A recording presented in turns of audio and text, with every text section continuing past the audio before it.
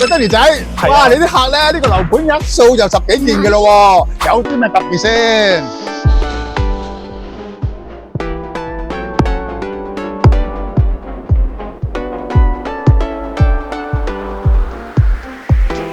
首先，最重要嘅原因，一個地鐵站5分鐘可以去到廣州南沙嘅全運會主場館。你話係咪好快呢？